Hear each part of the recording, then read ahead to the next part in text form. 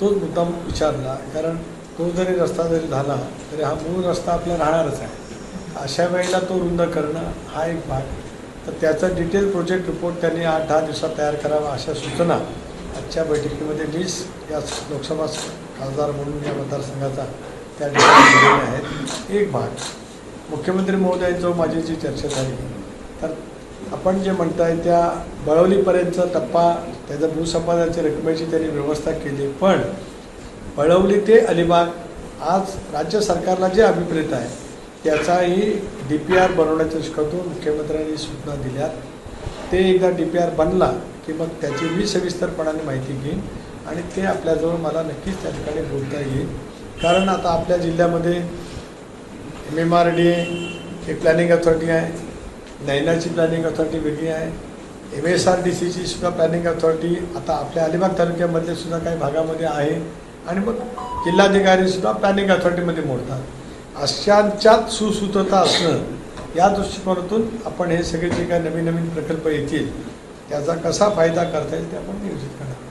Sir, Mumbai Goa मार्ग 31 मेपर्यंत पूर्ण होईल असं नितीन गडकरींनी आश्वासन दिलेलं आहे, तर सद्यस्थिती तो पूर्ण होईल असं आपल्याला वाटते? दोन भाग आहेत. रस्ता बहुतांश आपल्या हद्दीतला जर का आपण बघितला तर तो जवळपास चिपळूणपर्यंत किंवा चिपळूणपासून सावर्ड्यापर्यंत पूर्ण झालेला आहे. राहिला कुठला रस्ता, तर ज्या ठिकाणी ओव्हरब्रिज आहे, कारपाडाच्या तिथला ओव्हरब्रिज बहुतेक सुरू लवकर होईल. नागोंडण्याचा ओव्हरब्रिज सुरू झाला, कोलाडचा ओव्हरब्रिज संपत आला आहे, तोही एक 10-12 दिवसात सुरू होईल. त्याच्यानंतर मग तिसरा महत्त्वाचा मुद्दा आहे की इंदापूर बायपास आणि माणगाव बायपास. बाकीचा आपण ढालगर फाट्यावरती सुरू लागलो का तिथून थेट खेडपर्यंत किंवा चिपळूणपर्यंत रस्ता पूर्ण झाला आहे. त्याच्यामुळे रस्ता अपूर्ण असं जे काय म्हटलं जातं त्याच्याशी मी सहमत का नाही, तर रस्ता 90% पूर्ण झाला आहे. बायपासचं काम राहिलं, त्याची कारणं त्याच्यावरती चर्चा झाली.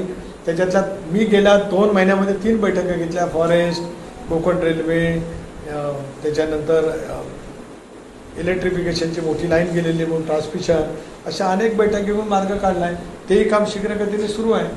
त्यामुळे 31 मे पूर्वी सगळा रस्ता म्हणजे बायपास खेरीज सगळा रस्ता 100% पूर्ण होईल.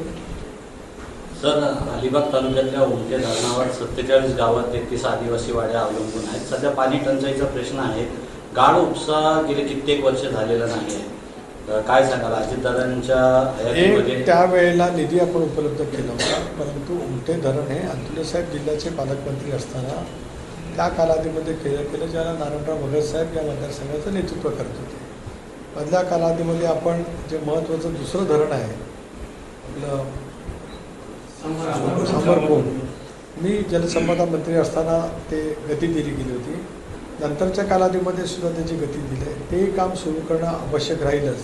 पण त्याचबरोबर ती जुनं जे धरण आहे त्याचा गाळ काढण्यासाठी आता एक प्रस्ताव तयार करण्याच्या वतीमध्ये जिल्हा परिषद आम्ही सुद्धा दिल्या. त्याला कमीत कमी 5 कोटी रुपयेचा निधी लागेल. तर तो टंचाईमधून किंवा कशातून उपलब्ध करायचा त्याची चर्चा मुख्यमंत्र्यांसोबत करतो.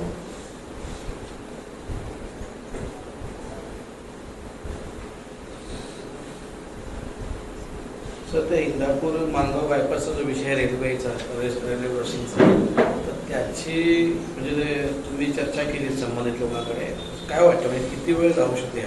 त्याची चर्चा आत्ता नाही झाली. त्याची चर्चा गेल्या 2 महिन्यात कमीत कमी 3 बैठका मी घेतल्या. त्याच्यातल्या बऱ्यापैकी NOC जी कोकण रेल्वेची होती ती मिळाली. त्याच्यावरती गर्डर ठेवत असतानाच तिथे जे ब्रिज आहे, रेल्वेसुद्धा आता आपला दुहेरी मार्ग झाला आहे. रत्नागिरीपर्यंत कोलाड ते रत्नागिरी कोकण रेल्वेचा मार्ग डबल ट्रॅक झाला आहे. इलेक्ट्रिफिकेशन पूर्ण झालं आहे. अशा वेळेला इलेक्ट्रिफिकेशन, दुहेरी मार्ग यांचे होणारे ब्रिज, नाल्यांवरचे, या सगळ्यासाठी तांत्रिक अडचणी खूप होत्या. पण त्याच्यातला जो मुद्दा होता तो कोकण रेल्वेने पण सोडवला, नॅशनल हायवेने पण सोडवला, फॉरेस्टचा होता तोही सुटला. तेव्हा आता काम गतीने सुरू आहे. पण काम लगेचच 31 मे पूर्वी पुलासहित सुरू होईल का आज सांगता येणं कठीण आहे. पण दोन्ही बायपासचं काम शीघ्रगतीने आहे. प्रयत्न असा आहे की शक्य झालं तर एक मार्गिका का होईना सुरू कशी करता येईल त्या दृष्टीकोनातून आपण प्रयत्न करतो. सर, महाराष्ट्रामध्ये ज्या पद्धतीनं महापुरुषांची बदनामी केली जाते, बागेश्वर बाबांनी जसा खोटा इतिहास मांडल्यानंतर, संघटना आक्रमक झाल्यानंतर त्यांनी दिलगिरी व्यक्त केली, होमशे यांनी देखील बाबासाहेब आंबेडकरांनी मनुस्मृतीत वाचली नाही असं म्हटलं. काय सांगाल अशा पद्धतीनं अपमानकारक विधानं करणं आणि नंतर माफी मागणं कसं बघता याकडं? हे अत्यंत गैर आहे. छत्रपती शिवरायांचा जन्मलेला इतिहास, फुले शाहू आंबेडकरांचा सामाजिक समतेचा वेगळा आविष्कार हे महाराष्ट्राच्या वैचारिक विचाराचा गाभा आहे. अशा वेळेला महापुरुषांच्या संदर्भामध्ये वक्तव्य करताना ते स्वतःला तथाकथित सुविद्य समजतात किंवा काही वेळेला नसलेले सुद्धा बेलगामपणाने बोलत असतात. हे निषेधार्ह आहे. प्रत्येकाने या महापुरुषांच्या बाबतीमध्ये थोर समाजसेवकांच्या बाबतीमध्ये मर्यादा पाळूनच भान ठेवूनच वक्तव्य केलं